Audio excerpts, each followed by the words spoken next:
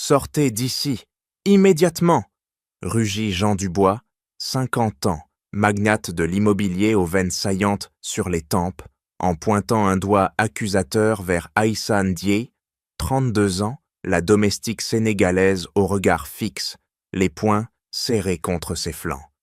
Il pivota sur ses talons, le col de sa chemise froissé par la sueur, et claqua la porte de la chambre d'hôpital derrière lui, laissant un écho métallique qui vibra dans l'air stérile.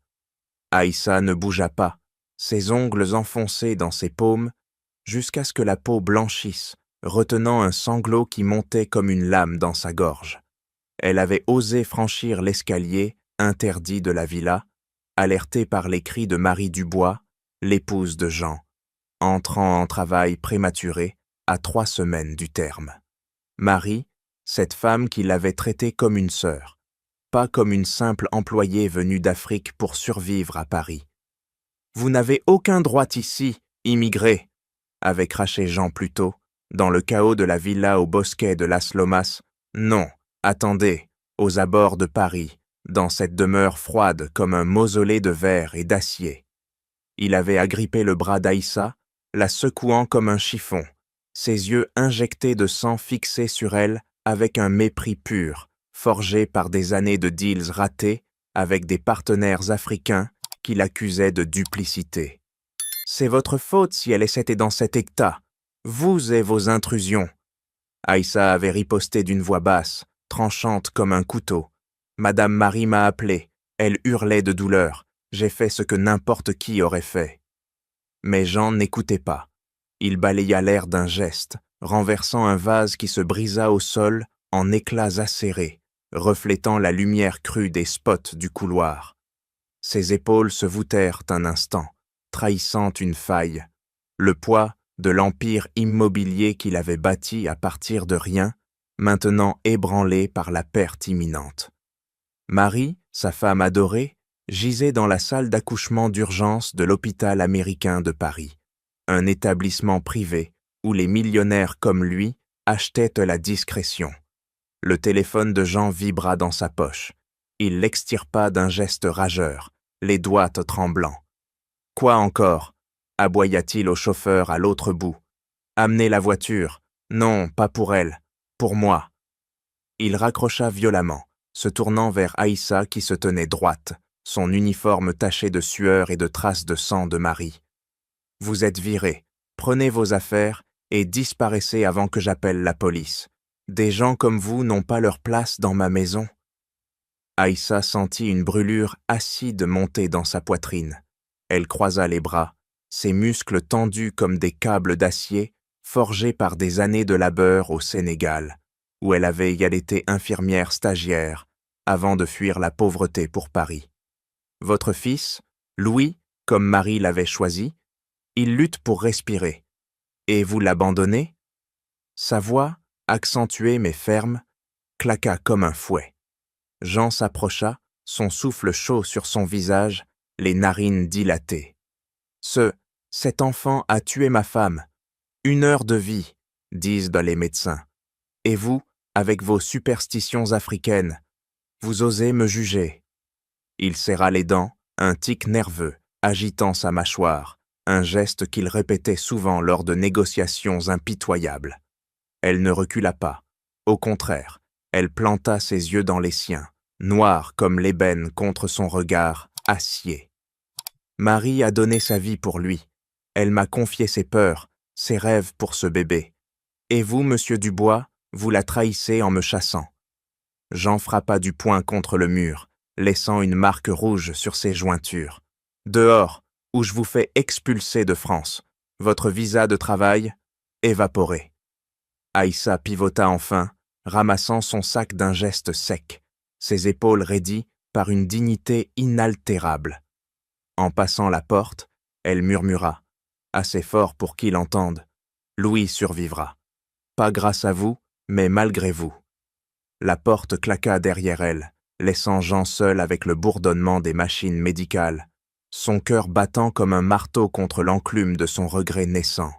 Mais pour l'instant, la rage l'aveuglait et il s'effondra dans un fauteuil, les mains tremblantes sur son visage, ignorant encore la tempête qui s'annonçait. « Vous ne pouvez pas laisser Louis mourir seul !»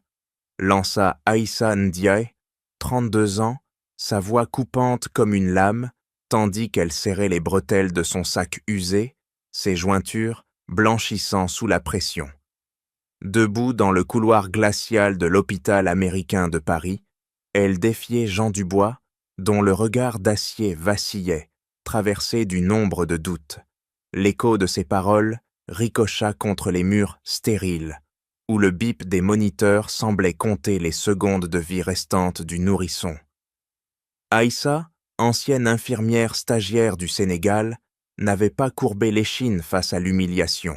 Ses lèvres tremblaient, non de peur, mais d'une colère contenue, forgée par des années, à encaisser les regards méprisants des Parisiens envers son accent et sa peau d'ébène. Jean, 50 ans, magnate de l'immobilier, se redressa, sa cravate desserrée autour du cou, comme une corde défaite. « Vous parlez de mon fils comme si vous aviez un droit sur lui », cracha-t-il, un rictus déformant son visage marqué par le chagrin.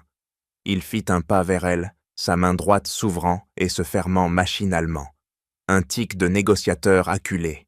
« Retournez d'où vous venez, Aïssa, ce n'est pas votre combat. » Mais Aïssa planta ses pieds dans le sol, son corps frêle vibrant d'une force intérieure. Elle releva le menton, ses boucles serrées les frôlant ses épaules, et répondit d'une voix basse, presque un murmure, mais lourde de défi. « Ce n'est pas mon combat. Marie m'a montré la chambre de Louis, les étoiles peintes au plafond. Elle m'a dit qu'il serait son miracle, et vous le jetez comme un déchet. » Chaque mot était un coup, précis, visant le cœur de Jean. Elle ajusta son sac, ses doigts effleurant une petite amulette sénégalaise pendue à la lanière, un geste instinctif qui trahissait sa connexion à ses racines, à sa grand-mère guérisseuse. Jean détourna les yeux, incapable de soutenir son regard. Il marcha vers la fenêtre, ses pas lourds faisant craquer le linoléum. « Vous ne comprenez rien !»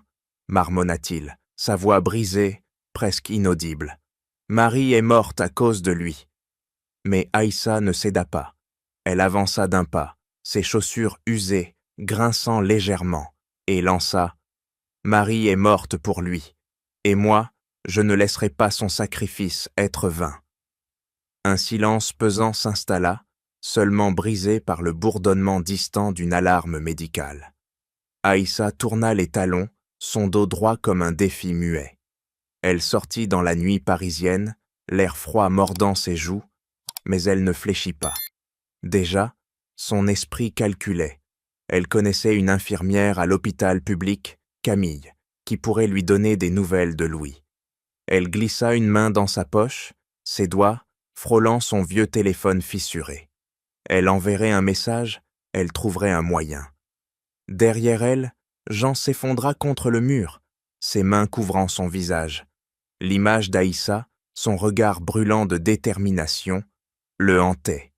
Elle, une domestique, une immigrée qu'il avait méprisée, portait en elle une force qu'il n'avait jamais vue dans ses conseils d'administration. Et pourtant, il la haïssait pour cela. Ou peut-être se haïssait-il lui-même. Il serra les poings, ses ongles s'enfonçant dans ses paumes, incapable d'effacer les mots d'Aïssa. Marie est morte pour lui. Aïssa dehors marcha vers le métro, son souffle formant des volutes dans l'air glacial. Elle n'avait pas de travail, pas d'argent, mais elle avait une promesse à tenir. Louis vivrait, peu importait le prix. « Monsieur Dubois, votre fils ?» Il réagit, grésilla la voix du médecin au téléphone, coupant net le silence oppressant qui enveloppait Jean dans le couloir désert de l'hôpital.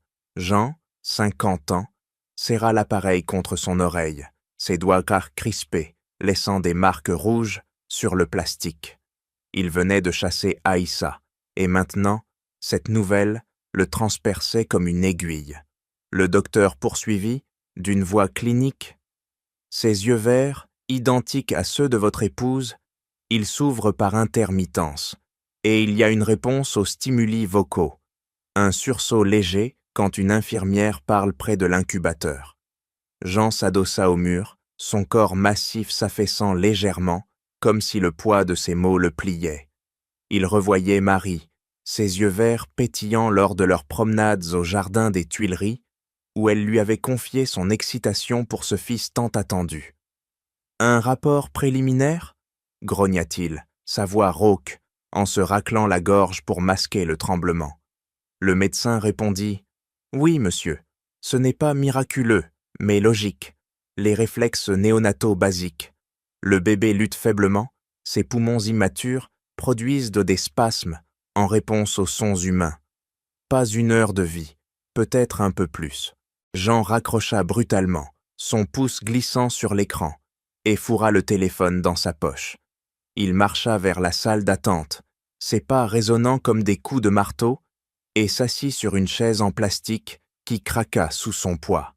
Ses mains tremblaient, il les serra en poing, ses ongles s'enfonçant dans la chair, un geste qu'il répétait lors de crises en salle de réunion. Ce détail, les yeux verts, la réaction aux sauvoi, n'était pas une hallucination, mais un fait médical froid, ancré dans la biologie. Louis n'était pas un assassin. Il était un fragment de Marie, luttant pour exister. Un flash le traversa. Marie, des mois plus tôt, dans leur villa aux abords de Paris, posant une main sur son ventre arrondi. « Il aura tes forces, Jean, et mes yeux, » avait-elle murmuré, son sourire illuminant la pièce. Jeanne n'y avait ri alors, mais maintenant, ce souvenir le lacérait. Il avait agi par impulsion, aveuglé par le deuil et ses préjugés contre Aïssa, cette immigrée qu'il avait vue comme une intruse, pas comme l'allié que Marie avait choisi. Il se leva d'un bond, renversant une tasse vide qui roula au sol, et composa le numéro de son assistant. « Trouvez-moi des infos sur le bébé, tout de suite. » Mais le doute s'insinuait comme une fissure dans un mur de béton. Le rapport du médecin était logique. Les prématurés réagissaient dès souvent aux stimuli auditifs, un réflexe primitif pour survivre. Cela n'annulait pas sa rage, mais ébranlait sa certitude. Jean arpenta le couloir, son ombre s'allongeant sous les néons, et s'arrêta devant une vitre donnant sur la nurserie. De loin, il aperçut l'incubateur, les tubes minuscules reliant Louis à la vie. Ses yeux verts, ceux de Marie, clignotèrent tant faiblement comme un appel muet. Jean frappa du poing contre la vitre, un coup sourd qui fit vibrer le verre, et murmura « Pourquoi ? Pourquoi maintenant ?» Le regret naissait, acide, dans sa poitrine. Il avait chassé Aïssa impulsivement, basé sur des stéréotypes forgés par des affaires ratées en Afrique. Mais ce fait, la réaction de Louis, était un premier craquement dans son armure. Il sortit son portefeuille, effleura une photo de Marie, ses doigts tremblants sur le papier glacé. « Je t'ai trahi », souffla-t-il, les yeux humides pour la première fois. Le téléphone vibra à nouveau. Il l'ignora, perdu dans ce tourbillon intérieur, conscient que son monde impeccablement construit s'effritait. Louis luttait, et lui aussi, contre son propre aveuglement. « Je veux Aïssa Ndiaye. Trouvez-la maintenant », ordonna Jean Dubois, 50 ans, sa voix tranchante comme une lame, en martelant le bureau de son assistant d'un poing de fermé, ses jointures encore rouges de son éclat à l'hôpital.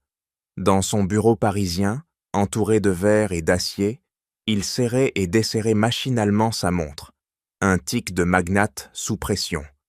L'image des yeux verts de Louis, semblable à ceux de Marie, le hantait, et la mémoire de sa femme, qui voyait Aïssa comme une sœur, le brûlait comme une braise. Il n'était pas prêt à aimer cet enfant, pas encore, mais il ne pouvait ignorer ce qu'il avait vu. Un nourrisson luttant pour respirer, un fragment de Marie qu'il avait abandonné par rage et préjugés. Il se leva, renversant une pile de dossiers qui s'éparpillèrent au sol, et attrapa son manteau. « Je vais à l'hôpital public, préparer la voiture », lança-t-il à son chauffeur, Pierre, par téléphone, avant de raccrocher sans attendre de réponse. Dehors, la pluie battait les pavés parisiens, mais Jean n'y prêta pas attention.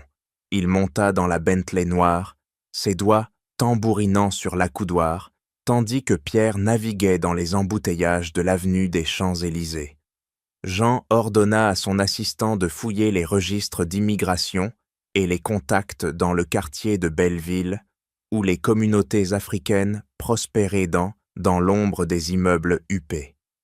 Elle est sénégalaise, 32 ans, probablement sans ressources. Elle ne peut pas être loin, grogna-t-il, sa voix mêlée de détermination et d'une honte qu'il refusait d'admettre. À l'hôpital public Lariboisière, Jean entra dans la nurserie néonatale, son costume trempé collant à ses épaules. Il s'arrêta devant l'incubateur de Louis, ses mains tremblantes effleurant le verre. Le bébé, minuscule, luttait sous les tubes, sa poitrine se soulevant à peine. Une infirmière, badge indiquant Camille, s'approcha, son regard méfiant. « Monsieur Dubois, pourquoi êtes-vous ici? Vous avez dit que vous ne vouliez pas. » Jean l'interrompit, sa voix basse mais ferme. « J'ai changé d'avis. Je veux voir mon fils, et je veux Aïssa. Marie. » Elle lui faisait confiance. Camille haussa un sourcil, mais hocha la tête. « Aïssa est au passé tout à l'heure. Elle a dû la laisser un flacon, une mixture bizarre, à base d'herbes africaines. Elle a dit que ça pouvait aider les poumons du bébé, mais on n'a pas le droit d'utiliser ça ici. » Jean serra les dents, ses doigts crispés sur le bord de l'incubateur. « Où est-elle maintenant ?» demanda-t-il, chaque mot pesant comme une pierre.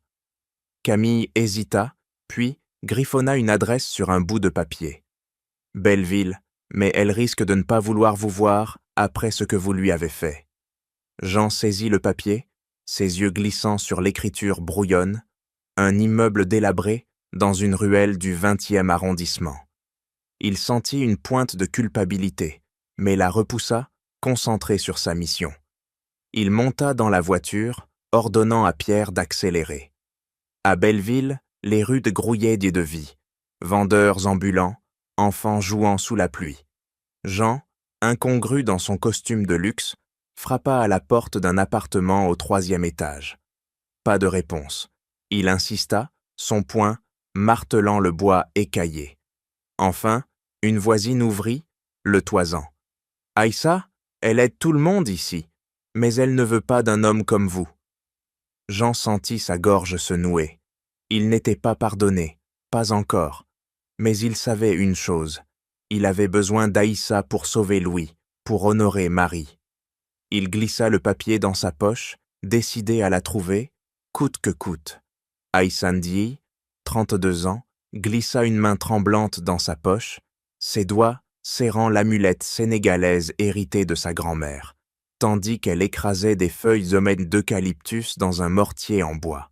Dans son minuscule appartement à Belleville, l'odeur âcre des herbes emplissait l'air, mêlée au bruit des gouttes de pluie tambourinant contre la fenêtre fissurée.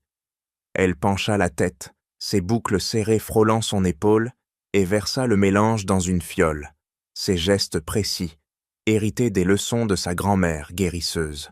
« Respire, Maïmouna » murmura-t-elle à sa voisine, une immigrée malienne alitée, dont la toux rauque faisait trembler le lit métallique. Aïssa appliqua un linge imbibé de la mixture sur la poitrine de la femme, ses mains fermes, mais douces, un contraste avec la tempête dans son esprit. Louis. Ce nom résonnait dans sa tête comme un tambour. Elle revoyait l'incubateur, les tubes envahissant le corps frêle du bébé, ses yeux verts, ceux de Marie, clignotant faiblement. Aïssa avait de risquer tout ce qu'elle possédait, son emploi, sa sécurité, pour courir dans cette chambre d'hôpital interdite. Marie l'avait accueillie comme une sœur, partageant des confidences sur son futur enfant sous les étoiles peintes de la nurserie. Et maintenant, Jean Dubois l'avait chassée, crachant son mépris comme un venin. Mais Aïssa ne pliait pas.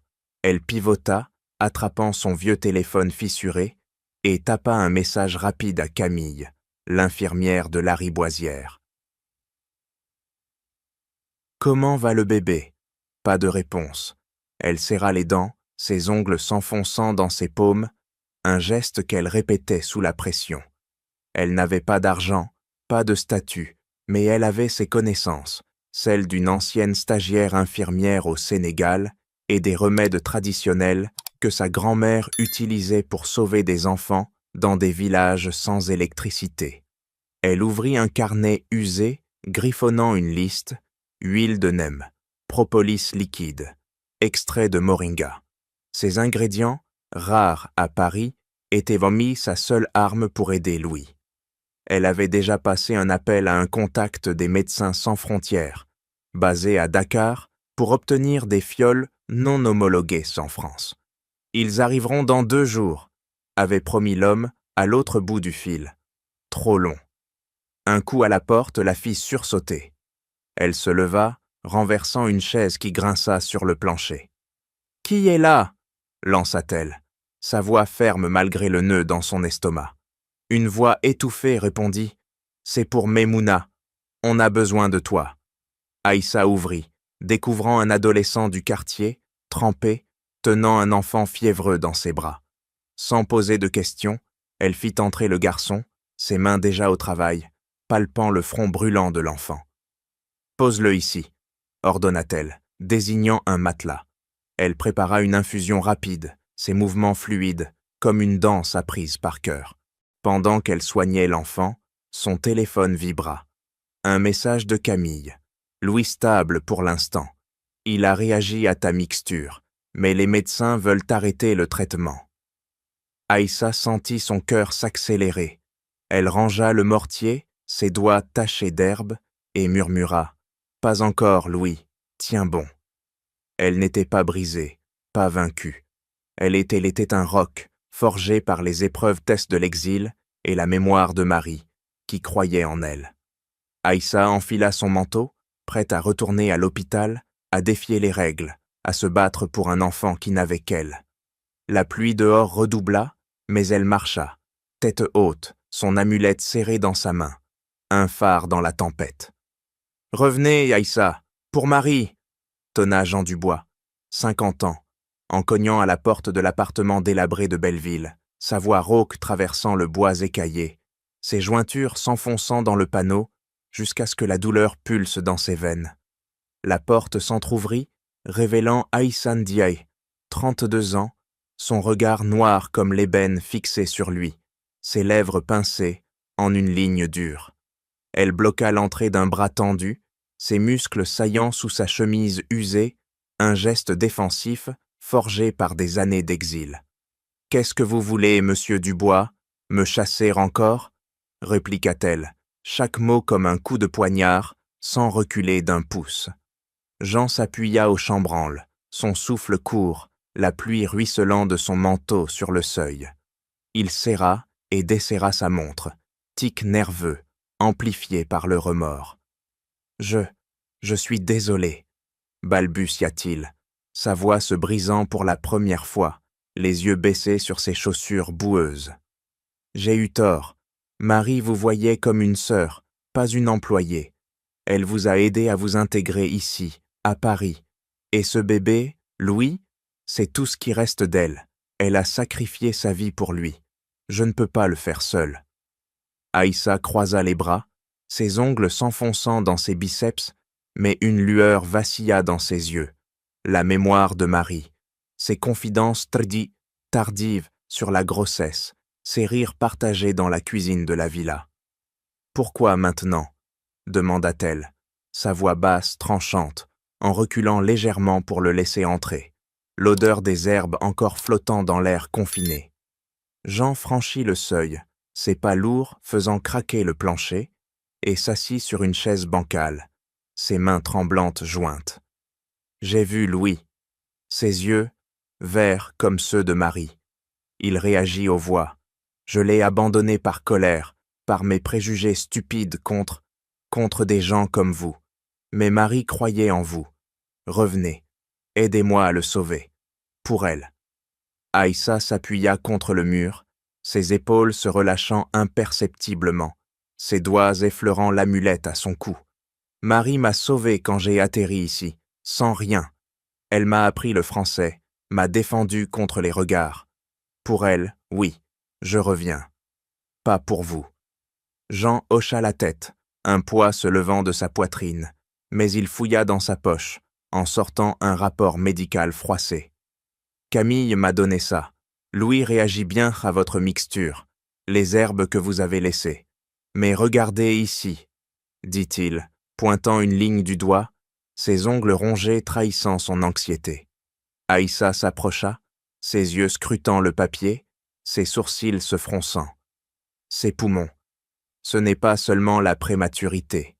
Il y a une anomalie, une marque génétique rare. Regardez les notes, similaires à des cas dans des familles anciennes, comme la vôtre, Dubois. Quelqu'un a masqué ça dans les dossiers de Marie. Jean se raidit, ses poings se serrant, un tic faisant tressaillir sa mâchoire. Impossible, mais mon frère Philippe gère les archives familiales. S'il y a un secret. Aïssa replia le rapport, ses mains fermes le glissant dans sa poche. On analyse ça ensemble, à l'hôpital, pour Louis. Jean se leva, un accord silencieux scellé, son regard croisant le sien pour la première fois, sans mépris. Ils sortirent mis sous la pluie, Aïssa marchant à ses côtés, son pas résolu, prête à affronter ce mystère génétique qui menaçait le bébé, un lien caché dans le sang des Dubois, prêt à éclater. « Vous ne toucherez pas à cet enfant », siffla Philippe Dubois, 55 ans, frère aîné de Jean, en claquant la porte de son bureau aux vitres fumées, son regard glacial transperçant Aïssa comme une dague. Dans les locaux de l'Empire immobilier Dubois, à La Défense, il se dressa, ses épaules carrées, tendues, sous son costume sur mesure, un rictus de mépris déformant ses lèvres fines. Philippe, ambitieux et impitoyable, avait bâti sa fortune en écrasant les concurrents, et maintenant, il serrait son stylo-plume comme une arme, le faisant cliquer nerveusement contre son bureau en acajou. Jean est faible depuis la mort de Marie. Et vous, une immigrée avec vos potions africaines, vous osez interférer? Aïssa, debout face à lui, serra les poings, ses ongles s'enfonçant dans ses paumes, son corps vibrant d'une rage contenue. Louis a besoin de ces remèdes. Vos médecins l'ont condamné, mais il respire mieux grâce à eux, répliqua-t-elle, sa voix ferme, accentuée par son héritage sénégalais, sans reculer malgré la menace implicite. Elle avait accompagné Jean à ce rendez-vous urgent après avoir découvert l'anomalie génétique dans le rapport médical, une faille héréditaire que Philippe gérait dans les archives de familiales. Mais Philippe pivota, son doigt liard pointé vers elle comme un accusateur. Ces herbes du Sénégal, illégales ici, j'ai déjà appelé mes contacts à la pharmacie nationale. Le colis est débloqué à la douane, pas de livraison. Jean, à côté d'Aïssa, se raidit, ses mains tremblant légèrement avant de se fermer en poing. « Philippe, qu'est-ce que tu fais? C'est mon fils !» grogna-t-il, sa voix montant comme un orage, en avançant d'un pas, renversant une pile de contrats qui s'éparpillèrent au sol. Philippe ricana, un son sec et froid, en s'asseyant dans son fauteuil en cuir, croisant les jambes avec une arrogance calculée. « Ton fils, un bâtard prématuré qui t'a pris Marie. Et maintenant, tu laisses Mossette, femme, dit-il, jetant un regard dédaigneux à Aïssa. Dicter nos affaires familiales, j'agis pour l'Empire. Si Louis meurt, l'héritage reste intact. Pas de complications génétiques qui pourraient salir notre nom. Aïssa sentit un froid glacial l'envahir.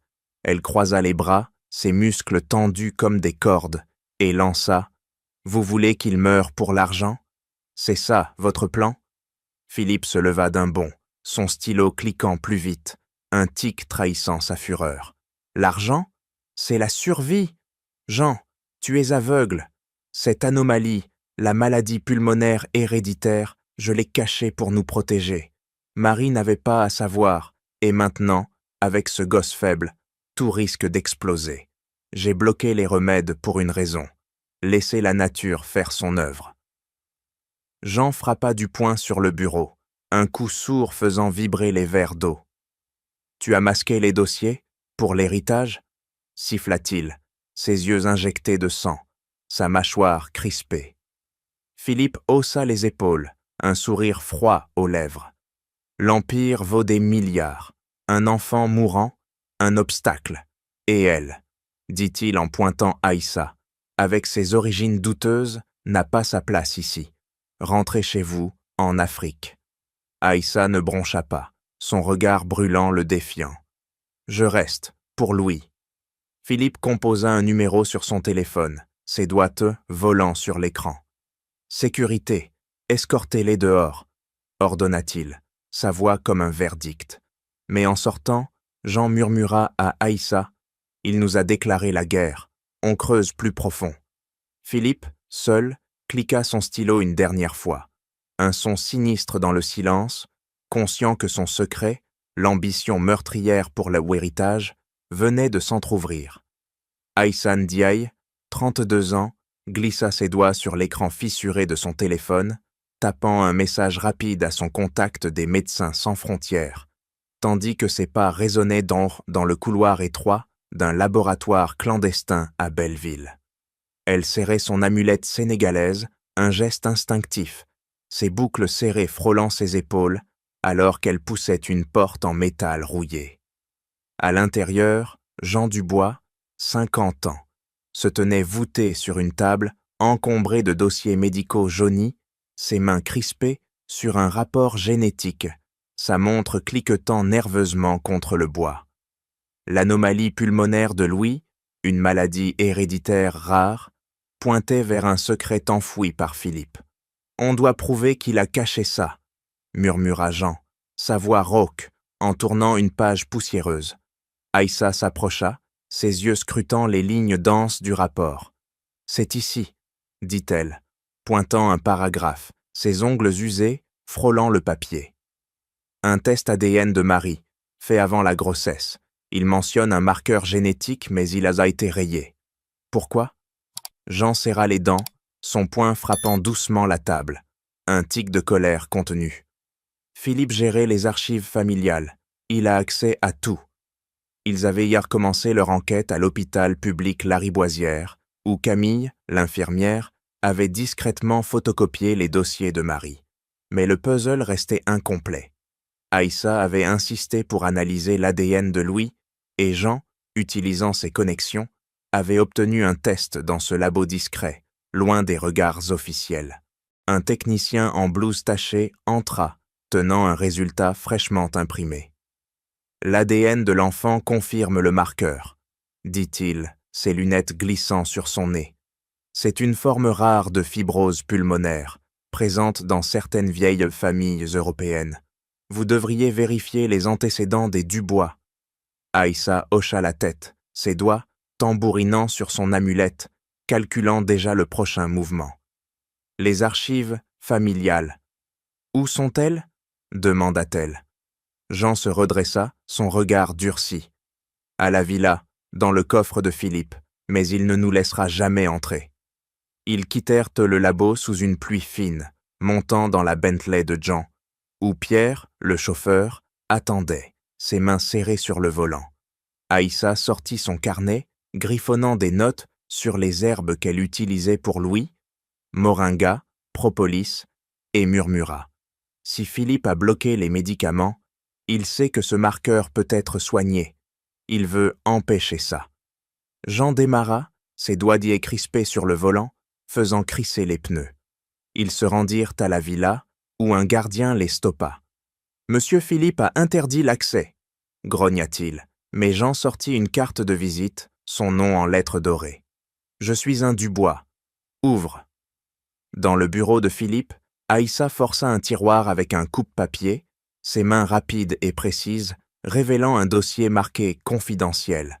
À l'intérieur, des emails entre Philippe et un généticien, datés d'il y a 5 ans. Cachez le marqueur.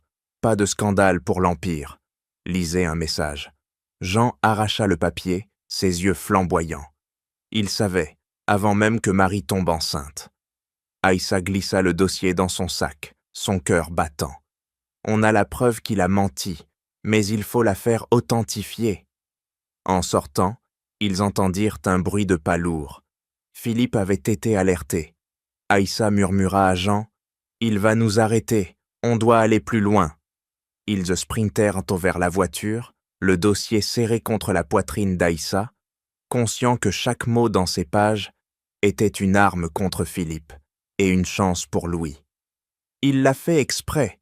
s'exclama Aïssa Ndiaye, 32 ans, en arrachant le dossier des mains de Jean, ses doigts tremblants déployant les pages comme des armes, tandis que son amulette cognait contre sa poitrine au rythme de son cœur affolé.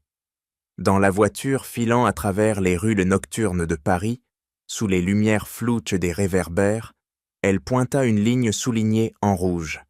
Un email de Philippe à un laboratoire privé, daté d'avant la grossesse de Marie. Regardez, supprimez toute trace du marqueur génétique, pas de diagnostic prénatal. L'Empire ne peut pas se permettre un scandale héréditaire. Aïssa serra les dents, ses ongles s'enfonçant dans le papier, un geste de rage pure. Jean Dubois, 50 ans, freina brutalement, la Bentley dérapant sur le bitume mouillé, ses mains crispées sur le volant jusqu'à ce que les jointures blanchissent. Philippe savait pour la fibrose pulmonaire, avant même que Marie tombe enceinte, grogna-t-il, sa voix comme un grondement sourd en arrachant le document pour le relire, sa montre cliquetant frénétiquement contre le cuir. L'email continuait. Si elle porte un enfant défectueux, ce sera sa perte. Protégez les actifs. Jean frappa le tableau de bord d'un coup sec, un tic amplifié par la trahison, faisant vibrer l'habitacle. Il azuromasquait les B-tests pour éviter que Marie prenne des précautions. Il la laissait risquer sa vie, pour l'héritage. Aïssa pivota sur son siège, ses yeux flamboyants dans la pénombre. Ce n'est pas seulement une omission, c'est un calcul. Regardez l'annexe. Des rapports sur des cas similaires dans la famille. Dubois remontant à 3 générations. Philippe a payé pour les enterrer, pour que l'Empire reste immaculé. Pas de poursuite pour négligence génétique, pas de division des biens. Elle déplia une autre page, ses doigts assez rapides comme ceux d'une guérisseuse triant des herbes, révélant un virement bancaire, des millions vers un fonds offshore, signé par Philippe. Il voulait que Louis meure, un prématuré faible, sans traitement, et tout lui revient. Marie n'était qu'un pion. Jean éteignit le moteur d'un geste rageur, le silence envahissant la voiture comme un poison. Il serra les poings, ses épaules se voûtant sous le poids de la révélation. Mon frère, il a orchestré ça. Marie m'avait confié ses doutes sur sa santé, mais il m'a rassuré. Rien de grave, des tests négatifs. Il mentait. Sa voix se brisa, un sanglot étouffé montant de sa gorge, mais il le ravala, son regard durci. Aïssa posa une main sur son bras, ferme, sans pitié. Il a bloqué mes remèdes pour accélérer la fin. Mais Louis vit encore. Cette preuve, les emails, les virements, c'est sa condamnation. Jean reprit le dossier, ses yeux scrutant les détails financiers, des transactions masquées, reliant Philippe à un réseau de laboratoires complaisant. Il a payé pour falsifier les résultats prénataux. Si Marie avait su, elle aurait pu se traiter, éviter le risque. Aïssa hocha la tête, ses boucles frôlant son visage. C'est un meurtre par omission, pour des milliards. Elle rangea les pages, ses mains tremblantes mais résolues. On l'affronte maintenant. Avec ça, il tombe. Jean redémarra, les pneus crissant, son poing frappant le volant une fois de plus. La trahison de Philippe, un complot froid pour éliminer un héritier faible et sécuriser l'Empire, les unissait dans une fureur partagée. Aïssa murmura « Pour Marie et Louis ». La voiture fonça dans la nuit, vers une confrontation inévitable. « Vous ne m'intimidez pas, Philippe », lança Aïssa Ndiaye, 32 ans, sa voix coupante comme une lame, en poussant la porte du bureau de Philippe Dubois à la Défense, ses poings serrés, l'amulette sénégalaise battant contre sa poitrine. Philippe, 55 ans, se leva d'un bond, son stylo-plume cliquant frénétiquement entre ses doigts, un tic révélant sa fureur contenue. Derrière son bureau massif, il la toisa, ses yeux plissés dégoulinant de mépris. « Une immigrée qui joue les héroïnes, vous êtes finie !» siffla-t-il, en composant un numéro sur son téléphone, ses ongles impeccables tapant l'écran avec précision. « Sécurité, venez immédiatement !» Aïssa avança, ses boucles serrées frôlant ses épaules, son regard noir défiant le sien. « Vous avez caché la maladie de Louis pour l'héritage. Vous avez tué Marie en la privant de diagnostic. » accusa-t-elle, ses mots comme des coups, chaque syllabe résonnant dans l'espace feutré. Philippe ricana, un son sec, et s'approcha, son souffle chaud frôlant son visage. « Prouve-le, petite, tes remèdes de sorcière ne tiendront pas devant un juge. » Il glissa une main dans sa poche, en sortit une enveloppe épaisse et la jeta sur le bureau, les billets visibles à travers le papier. « Prends ça et disparais. Retourne en Afrique, où je m'assure que ton visa s'évapore. » Aïssa ne recula pas, ses ongles s'enfonçant dans ses paumes, le sang pulsant dans ses tempes. « Vous pensez que l'argent achète tout? Louis respire grâce à moi, pas à vos médecins. » À cet instant, 2 agents de sécurité entrèrent, leurs pas lourds faisant vibrer le sol. L'un d'eux, un colosse, saisit le bras d'Aïssa, ses doigts comme un étau. Elle se dégagea d'un mouvement brusque, renversant un cadre photo qui se brisa au sol. Un portrait de Philippe, sourire triomphant. « Vous ne toucherez pas à cet enfant !» cria-t-elle, sa voix montant, brisant le silence oppressant. Philippe s'avança, son stylo cliquant plus vite, un rictus tordant ses lèvres. « J'ai déjà bloqué tes potions à la douane, et ce soir, l'hôpital recevra mes ordres.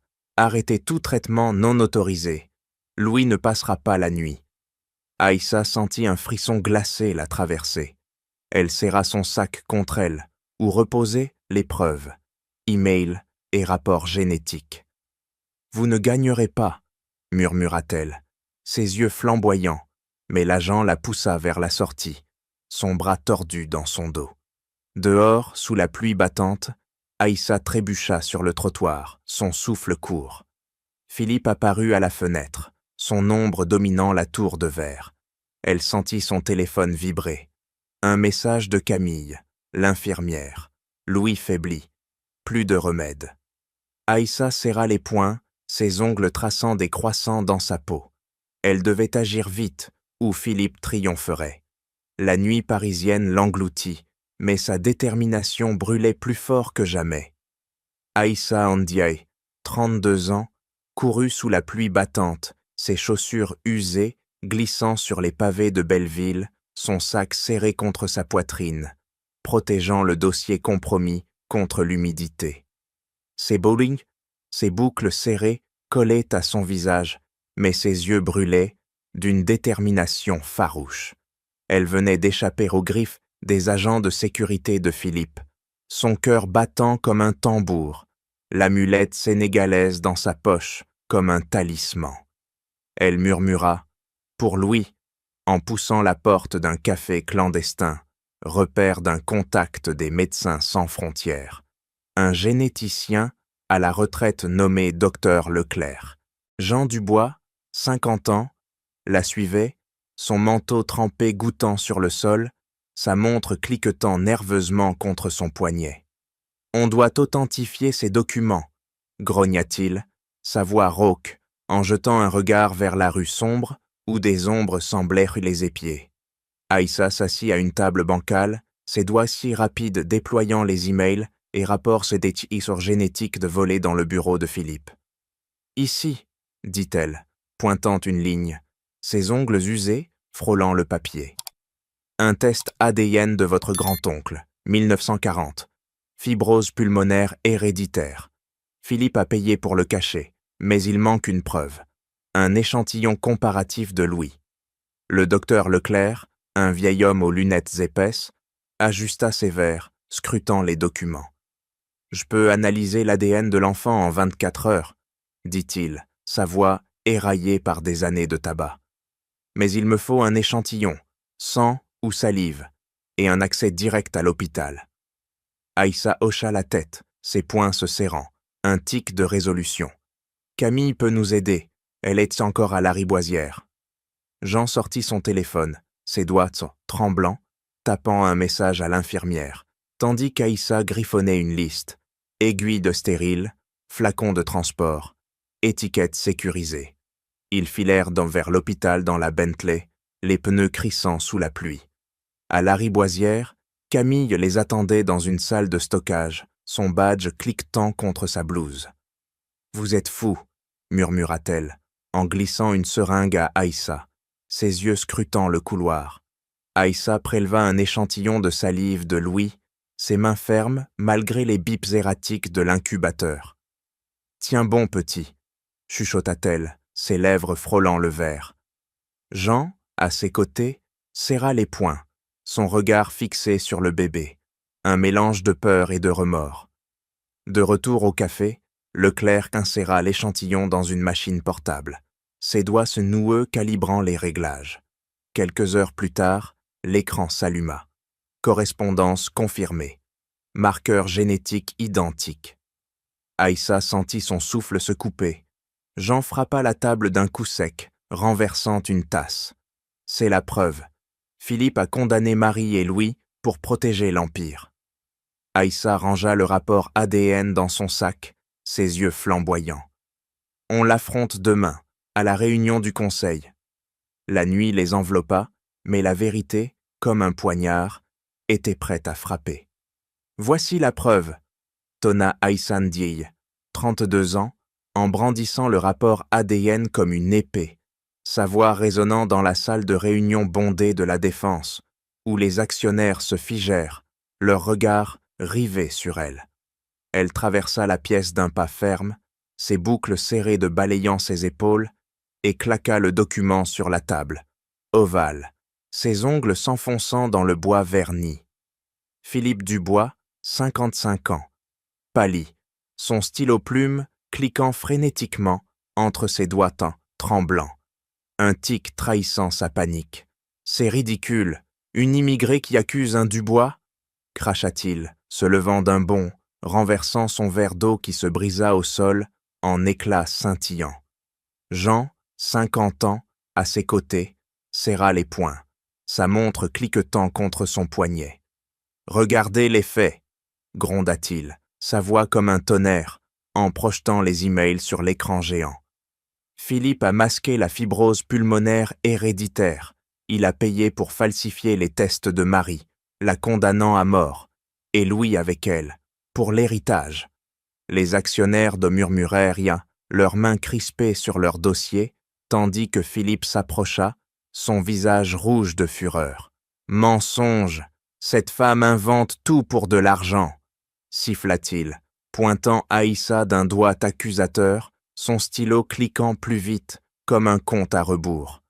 Aïssa ne fléchit pas, elle pivota, ses yeux noirs transperçant l'assemblée. Le test ADN de Louis confirme le marqueur, et ses virements, des millions pour corrompre des labos. Philippe voulait que le bébé meure, pour tout rafler. Elle active une vidéo sur son téléphone, ses doigts dits rapides, diffusant un enregistrement clandestin. Philippe ordonnant à un employé de bloquer les remèdes sénégalais. « Écoutez-le, laisse-le crever, pas de complications. » Les murmures devinrent un tumulte. Un actionnaire, une femme aux lunettes rotostrictes, se leva. « C'est criminel !» Philippe bondit vers l'écran, son poing s'abattant pour l'éteindre, mais Jean l'intercepta, ses mains l'empoignant comme un étau. « C'est fini, frère !» murmura-t-il, sa voix brisée par la trahison. Philippe se débattit, son stylo tombant au sol avec un cliquetis final. « Vous ne comprenez pas, l'Empire devait survivre !» hurla-t-il, ses yeux fous, mais les portes s'ouvrirent brutalement. 2 policiers entrèrent là, alertés par un appel anonyme d'Aïssa, leurs menottes claquant.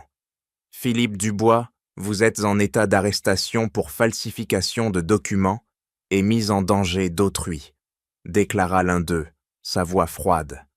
Philippe fut traîné dehors, ses pieds traînant sur le tapis, son regard haineux fixé sur Aïssa. « Vous regretterez ça, immigré !» cracha-t-il, mais elle soutint son regard, immobile, son amulette serrée dans sa main. L'assemblée se tut, choquée. Jean s'effondra dans un fauteuil, ses épaules s'affaissant. Aïssa murmura « Pour Marie ». La salle explosa en questions, mais la vérité avait éclaté, irréfutable, menant Philippe à sa chute immédiate. « Vous êtes coupable », tonna le juge, sa voix résonnant comme un verdict final dans la salle d'audience du palais de justice de Paris, où Philippe Dubois, 55 ans, se tenait menotté, son stylo plume, symbole de son arrogance, confisqué, ses doigts tremblants, agrippés à la barre. Philippe, pâle et défait, fixa le sol, son tic nerveux absent pour la première fois, remplacé par une sueur froide ruisselant sur son front. Le procureur, une femme aux yeux perçants, déroula les charges. Falsification de documents médicaux, mise en danger de la vie d'autrui, tentative d'homicide par omission. Chaque mot était un coup de marteau, clouant Philippe au pilori de sa propre ambition. Aïssa Ndiaye, 32 ans, assise au premier rang, serra son amulette sénégalaise, ses ongles s'enfonçant dans le bois du banc, son regard inflexible posé sur lui. À ses côtés, Jean Dubois, 50 ans, croisa les bras, sa montre silencieuse pour une fois, son visage marqué par une satisfaction amère. Le juge poursuivit « Vous avez dissimulé la fibrose pulmonaire héréditaire pour protéger l'empire familial, condamnant Marie Dubois à une grossesse fatale et son enfant à une naissance critique. Les preuves, email, virement bancaire, test ADN authentifié, sont irréfutables. » Philippe tenta un dernier sursaut, sa voix brisée. C'était pour la famille, pas pour tuer. Mais le juge balaya l'air d'un geste sec, faisant taire la salle.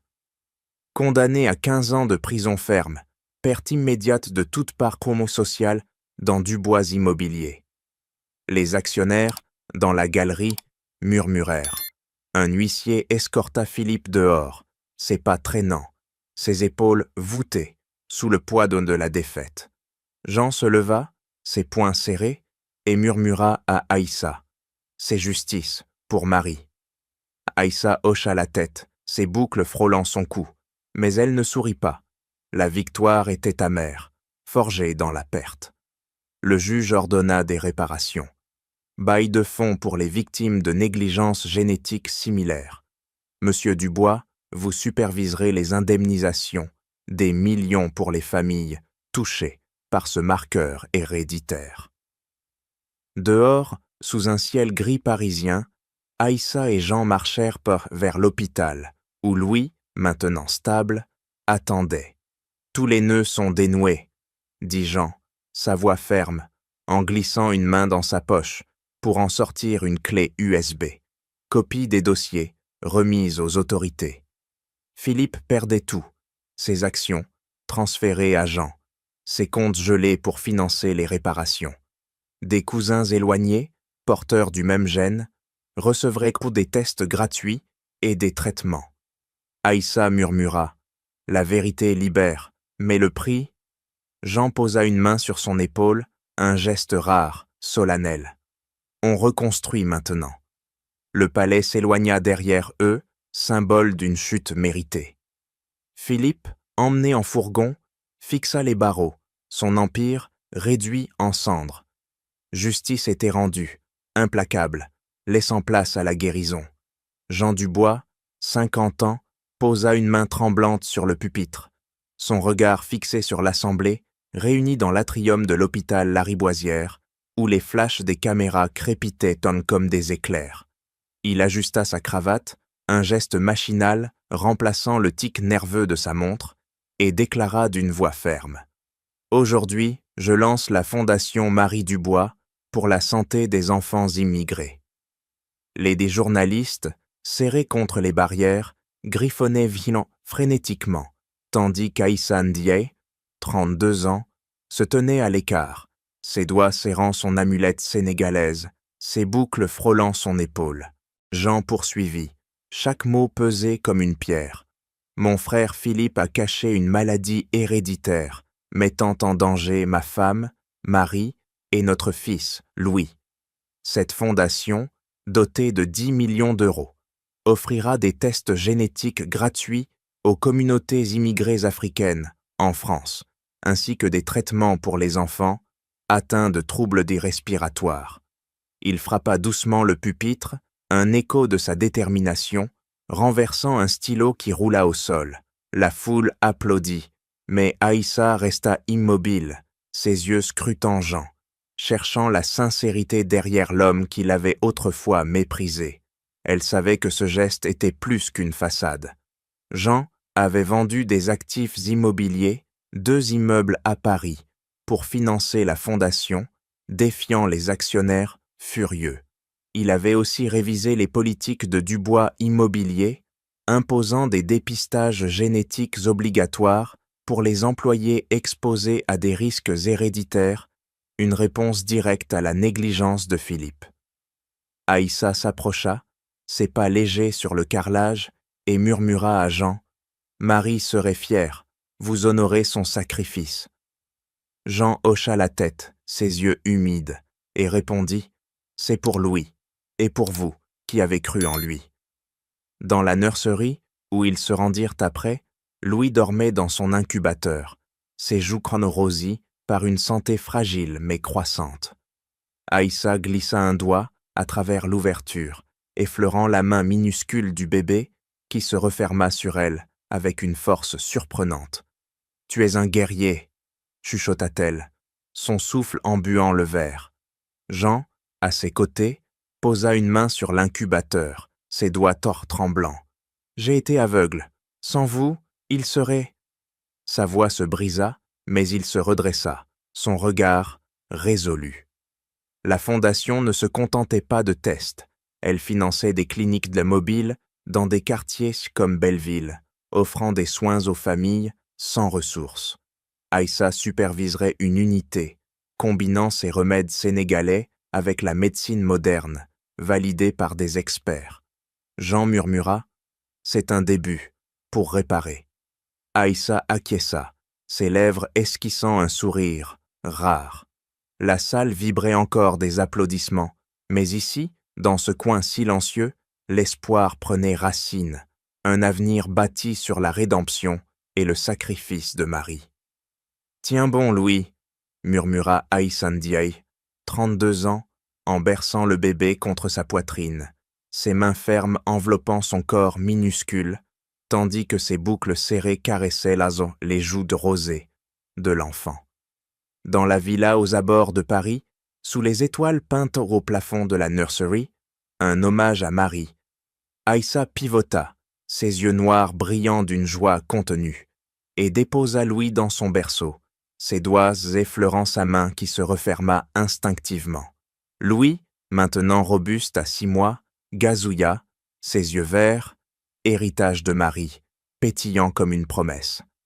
Aïssa serra son amulette sénégalaise, un geste de gratitude, sentant la chaleur de ce foyer qu'elle avait aidé à forger. Jean Dubois, 50 ans, entra, son pas mesuré, sa cravate desserrée autour du cou comme un lien rompu, avec son passé impitoyable. Il s'approcha, ses mains tremblantes tendues vers Louis, et le souleva avec une tendresse nouvelle, ses lèvres frôlant le front du bébé. « Mon fils » souffla-t-il, sa voix rauque émue en serrant l'enfant contre lui, un tic remplacé par une étreinte protectrice. « Aïssa, vous êtes sa gardienne légale. Les papiers sont signés. Vous êtes famille. » Aïssa hocha la tête, ses poings se desserrant pour la première fois, et répondit « Pour Marie, elle nous a unis. » La villa vibrait d'une vie renouvelée. Aïssa, reconnue infirmière qualifiée, grâce à des certifications accélérées, financées de par Jean, dirigeait une clinique mobile dans Belleville, où des familles immigrées recevaient des soins gratuits, herbes sénégalaises mêlées à des traitements modernes. Jean avait restructuré l'empire, imposant des protocoles contre les négligences génétiques et versé des millions en bourse pour des enfants africains en France. La compassion transcende les préjugés, murmura Jean, en posant Louis dans les bras d'Aïssa, leurs regards se croisant dans une entente silencieuse. Le sacrifice personnel engendre la justice, et de la tragédie naît l'espoir. Aïssa berça Louis, ses lèvres esquissant un sourire rare, tandis que Jean ouvrait un cadre. Une photo de Marie, radieuse, entourée de dessins d'étoiles. « Elle veille », dit Aïssa, sa voix basse, en effleurant l'image. Les communautés immigrées fleurissaient, grâce à la fondation. Test ADN offert, traitement pour des cas similaires à celui de Louis, résolvant des drames enfouis. Aïssa formait des aides soignantes, transmettant ses connaissances, un cercle vertueux né de la perte. Jean s'assit, ses épaules relâchées, et murmura « Sans vous, j'aurais sombré dans l'amertume. La bonté dépasse les barrières de classe et de race. Le sacrifice de Marie nous a appris sur ça. » Aïssa posa une main sur son épaule, un geste fraternel, et l'espoir renaît des cendres. Louis rit, un son pur, scellant leur famille recomposée, un avenir lumineux forgé dans le feu de la trahison surmontée. La villa, autrefois froide, pulsait de chaleur humaine, un legs éternel. Et voilà l'histoire de Louis, d'Aïssa et de Jean, une saga de courage, de rédemption et d'amour qui transcende les barrières. Qu'en pensez-vous? Cette lutte pour la justice, cette victoire née du sacrifice, résonne-t-elle en vous? Partagez vos réflexions dans les commentaires. Racontez-nous ce que cette histoire a éveillé dans votre cœur. Merci à vous, chers auditeurs, d'avoir suivi ce voyage avec nous. Votre présence rend ces récits vivants. À très bientôt pour une nouvelle histoire, ici, sur votre chaîne. Prenez soin de vous et que l'espoir guide vos pas.